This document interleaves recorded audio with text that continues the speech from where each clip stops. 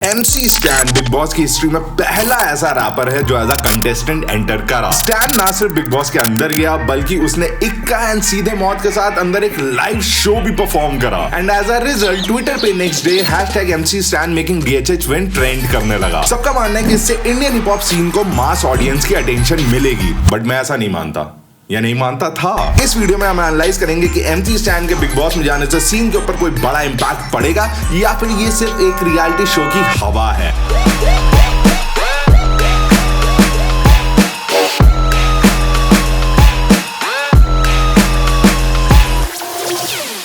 My name is Afiq and I'm not just a reaction channel but I also make analysis kind of videos related to hot topics of DHH। तो अगर तुम्हें ऐसे videos पसंद हैं then do subscribe to my channel to stay connected। MC stand का big Boss में जाने से क्या इम्पैक्ट पड़ा वो समझने के लिए हमें सबसे पहले ये जानना होगा कि बिग बॉस का इंडियन टेलीविजन के ऊपर क्या इम्पैक्ट है। इस साल का बिग बॉस शुरू हुआ था on 1 October 2022 on Colors Television and Voot OTT। According to Viacom 18 by the 6th week of the release of the show big boss को कलर्स के ऊपर 127 मिलियन व्यूअर्स 36 बिलियन मिनट्स तक देख चुके थे। GEC यानी कि जनरल एंटरटेनमेंट चैनल कैटेगरी में टीवी के ऊपर जितने भी TV shows like Anupama, the Kapil Sharma show, big boss etcetera आते हैं उनमें से 97% शेयर ऑफ वॉइस या कॉन्वर्सेशन इंटरनेट पे बिग बॉस का था। Oramax की रेटिंग के हिसाब से बिग बॉस एक नहीं बल्कि 3 बार third most like Hindi TV show of the week बना and as per BARC non fiction category में currently Bigg Boss number 1 position पर है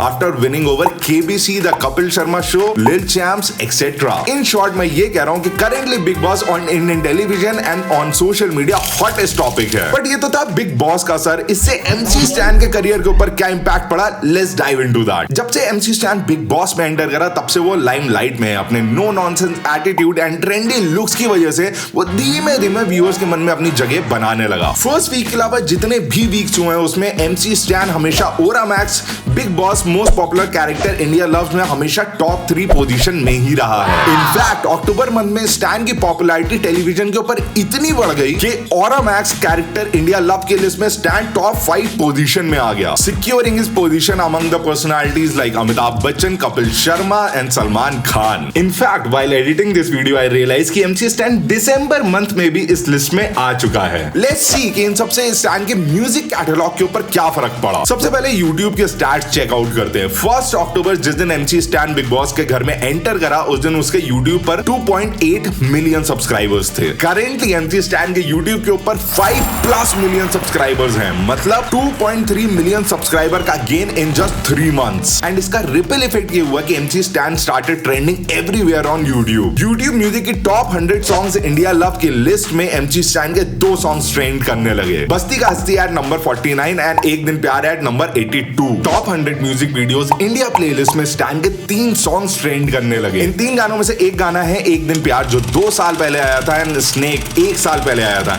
एंड माइंडेड की इस प्लेलिस्ट में वीक के मोस्ट पॉपुलर म्यूजिक वीडियोस को रैंक करते हैं। वैसे स्पॉटिफाई के स्टैट्स इससे भी ज्यादा सरप्राइजिंग हैं। स्टैन के अक्टूबर 1 को स्पॉटिफाई के ऊपर 5 लाख प्लस फॉलोअर्स थे, लेकिन अभी करेंटली स्टैन के स्पॉटिफाई पे 1+ मिलियन फॉलोअर्स हैं। And same thing happened with monthly listeners जो बिग बॉस में जाने के पहले करीब 7.5 लाख थे लेकिन करेंटली 3+ मिलियन है। एंड इसकी वजह से स्पॉटिफाई टॉप 50 इंडिया प्लेलिस्ट में स्टैन के 2 सॉन्ग्स एक दिन प्यार एट नंबर 35 एंड बस्ती का हस्ती एट नंबर 40 पीक करे। माइंडेड की मैंने YouTube और स्पॉटिफाई की जो प्लेलिस्ट मेंशन करी है उसमें होना बड़ी बात इसलिए है क्योंकि इसमें रैंक करने के लिए नेशनल और इंटरनेशनल सॉन्ग्स कंपीट करते हैं। तो भाई MC स्टैन के ये नंबर्स देख के तो मैं बहुत ज्यादा शॉक हो गया और एक पर्सपेक्टिव सेट करने के लिए मैंने सोचा कि क्यों ना MC स्टैन के स्टैट्स को एक main stream Indian pop artist के स्टैट से कंपेयर करा जाए। And who is more main stream in India than Tony Kakkar. Tony Kakkar के स्पॉटिफाई के ऊपर अप्रॉक्स 4.7 मिलियन फॉलोअर्स हैं जो कि MC स्टैन के 1.1 मिलियन फॉलोअर्स से 4 टाइम्स ज्यादा हैं। बट लास्ट 30 डेज में MC स्टैन के स्पॉटिफाई के ऊपर आए हैं 30+ मिलियन स्ट्रीम्स जो कि टोनी कक्कड़ के 8.6 मिलियन स्ट्रीम से अप्रॉक्स 4 टाइम्स ज्यादा है। मतलब MC स्टैन ने टोनी कक्कड़ कक्कड़ के 1/4x फॉलोअर्स लेके भी टोनी कक्कड़ से 4x टाइम्स ज्यादा स्ट्रीम्स गेन करी। So what is my point here? The point is कि बिग बॉस की वजह से एमसी स्टैन की रीच के ऊपर एक behemoth impact पड़ा है। His numbers are now shifted from competing with Indian hip hop artists to some of the biggest and massive pop artists of India. Now the biggest question is कि क्या big boss की वजह से MC stand के career को जो success मिली है वो इंडियन हिप हॉप को भी मिलेगी? Let's discuss some of the development जो एमसी स्टैन के बिग बॉस में जाने से हुए हैं। मानो या ना मानो, अभी भी most of the Indian population को रैपर वर्ड का मतलब नहीं पता है। Most of the Indian population के माइंड में रैपर की वही इमेज है जो मीडिया ने बना रखी है। बट बिग बॉस में एमसी स्टैन के जाने की वजह से आज घर घर में रैपिंग और रैपर का कॉन्सेप्ट पहुंच चुका है। मासेस को अभी भी भले ही हिप हॉप क्या होता है ये ना पता हो, लेकिन रैपर क्या होता है ये एमसी स्टैन की वजह से पता चल गया है। किसी भी म्यूजिकल जॉनर को ग्रो होने में सबसे बड़ा हाथ यूथ का होता है।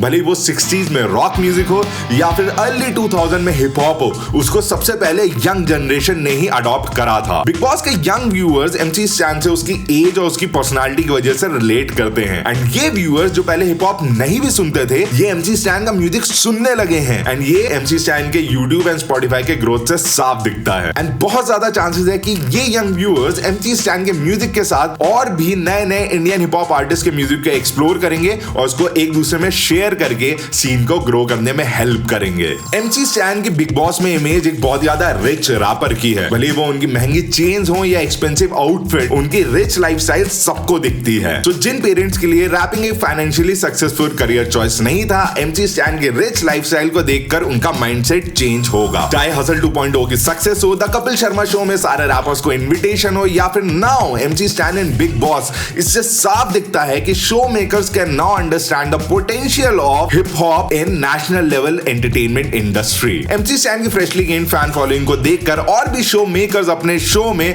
न्यू एज पॉपुलर रैपर्स को इंक्लूड करना चाहेंगे, which is a win for Indian hip hop. Stan is an epitome of nationally successful artist with regional qualities. Stan national TV पर भी अपने स्लैंग से अपने डायलेक्ट में बात करता है, जिससे वो व्यूअर्स के सबकॉन्शियस माइंड में रीजनल बैरियर्स को ब्रेक कर रहा है। This generates a hope among all the regional rappers and artists. जब MC Stan अपने लोकल स्लैंग्स में बात कर नेशनल लेवल पे सक्सेसफुल हो सकता है, so a rapper from Kolkata, Hyderabad, Bihar कहीं का भी अपने लोकल स्लैंग को लेके आगे बढ़ सकता है, क्योंकि स्टैन ने प्रूव कर दिया कि जनता पहले बंदे की जेन्युइननेस उसकी स्टोरी से रिलेट करती है और रीजनल बैरियर्स को बाद में आने देती है। सो ये थे वो बेनिफिट्स जो एमसी स्टैन के बिग बॉस में जाने से हुए हैं, बट फायदों के साथ क्रिटिसिज्म भी आता है। Let's discuss them. देखो, स्टैन एक न्यू स्कूल रैपर है, तो ये भी हो सकता है कि जो नई जनता स्टैन की वजह से हिप हॉप सुन रही है वो न्यू स्कूल के अलावा कोई और टाइप का हिप हॉप रैप सॉन्ग सुने ही ना। कई लोग ये भी कह के क्रिटिसाइज कर रहे हैं कि ये जो स्टैन के न्यू फॉलोअर्स आए हैं, ये बिग बॉस के खत्म होते ही स्टैन के गाने सुनना बंद कर देंगे। स्टैन के मोस्ट ऑफ द सॉन्ग्स के लिरिक्स 18+ हैं, सो ये बहुत इजीली बच्चों को नेगेटिव इन्फ्लुएंस कर सकते हैं। MC Stan also new hip hop listeners के मन में ये हिप हॉप के एक स्टीरियोटिपिकल इमेज बना सकता है। अगर इसे हिप हॉप कहते हैं तो भाई इंडिया में मत लेके आ इसे।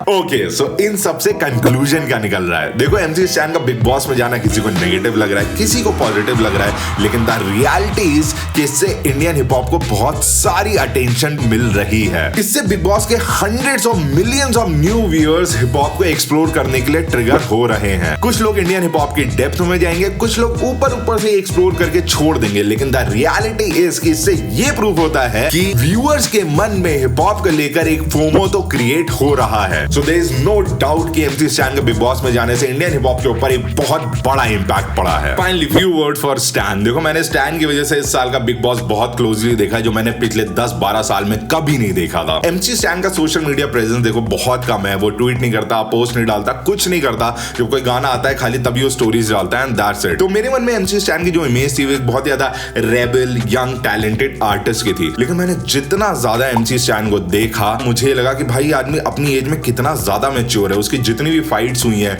With Shiv, Shaleen, Archana, he was the first guy जिसने अपनी गलती को एक्सेप्ट करा एंड बहुत ज्यादा मैच्योरली बिहेव करा। तो भाई एक चीज तो है कि बाकी कोई बदलाव हुआ हो या ना हुआ हो, लेकिन जिन लोगों ने बिग बॉस को क्लोजली फॉलो करा है उनके मन में एमसी स्टैन के लिए एक पॉजिटिव इमेज तो क्रिएट हुई है। ऑलराइट गाइस, आई होप अब तुमको एक क्लियर हो गया होगा कि एमसी स्टैन के बिग बॉस में जाने से उनके career and Indian hip hop के ऊपर क्या इंपैक्ट पड़ा है। जो मुझे नहीं जानते, my name is Rafiq and I am not not just a reaction channel, but I also make analysis kind of video related to desi hip hop. So अगर तुम्हें ये वीडियो अच्छा लगा तो उसको लाइक करो, नहीं अच्छा लगा तो डिसलाइक करो एंड कमेंट में अपना opinion about MC Stan and Bigg Boss जरूर बताओ. एंड यू नो मैन कि चैनल को सब्सक्राइब करना है, इंस्टाग्राम पे फॉलो करना है, आईडी का नाम है @AkeCube.